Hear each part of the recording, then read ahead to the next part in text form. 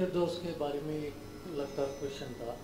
हमारा हमारा बड़ा परिवार है।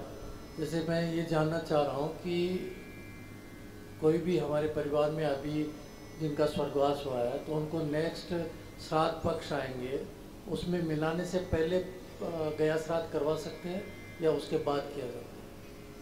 बहुत अच्छा प्रश्न है। कभी भी गयाजी व्यक्ति का तभी होगा जब उसको 3 वर्ष हो चुके होंगे। अगर हमको गया स्थान किसी भी व्यक्ति को देना है तो तीसरे वर्ष में दे सकते हैं या 3 वर्ष बाद दे सकते हैं। उसके पहले गया में स्थान उनको दिया जाएगा जो पूर्व में चले गए, क्योंकि हमारे यहां सबसे पहली व्यवस्था है जिसको हम वर्षी बोलते हैं, जो 11वें महीने में लास्ट में होती है दाग लगने के। हालांकि आजकल लोगों ने 13वीं 12वीं के साथ वर्षी करनी शुरू कर दी है। एक तरीके से देखा जाए ये बहुत गलत है और ये भी पितृदोष बनाता है। जो लोग ऐसा करते हैं ये भी पितृदोष बनाता है। कैसे बनाता है?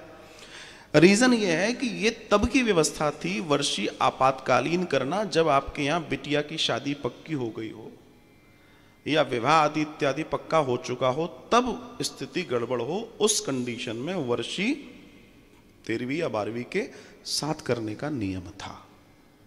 और वो एक्चुअल में इमरजेंसी के लिए ही था। लोगों ने इसको अपनी सहूलियत बना लिया। कौन हर महीने ब्राह्मण देवता को बुलाएगा, उनको भोजन कराएगा, कौन ये सब करेगा, कौन करेगा, कौन करेगा। लेकिन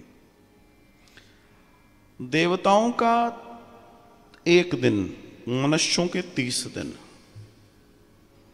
इस तरीके से 12 दिन में जीव अपनी यात्रा पर पहुंचता है और प्रत्येक दिन उसको भोजन दिया जाता है। इसलिए उस तिथि पर जिस दिन दाग लगा है, हम ब्राह्मण को भोजन अर्थात पोस्ट ऑफिस में लेटर डालते हैं अपने दिवंगत के लिए। उसको वर्षी बोलते हैं। वर्षी 1 साल, फिर उसके बाद दूसरा कर्म, तीसरा पटा, या यहां जो भी बोलते हो, 3 वर्ष की विधि के बाद देन आप उसका मतलब अगर श्राद्ध पक्ष के पहले निपट गया तो उसी साल आप कर सकते हैं। तब जाके आप उसको गयाजी देंगे, गयाजी में स्थान देंगे। उसके बाद फिर आपकी चॉइस कि आप कैसे करते हैं। यहां एक चीज और जोड़ दूं, कई लोग ये सोचते हैं कि गयाजी करने के बाद श्राद्ध नहीं करना होता। ये गलतफहमी है। गयाजी करने के बाद श्राद्ध करने में से लाभ करोड़ों गुना बढ़ जाते हैं। क्यों? मैं आपसे एक छोटा सा प्रश्न करता हूं। यहां आप घूम रहे हैं, घूमते घूमते मैंने कहा लो जी ये प्लेट लो, भोजन पालो, तो आप थोड़ी जगह देखेंगे कहीं बैठकर खाऊं। खड़े होकर कितना खा पाओगे या कैसे कर पाओगे?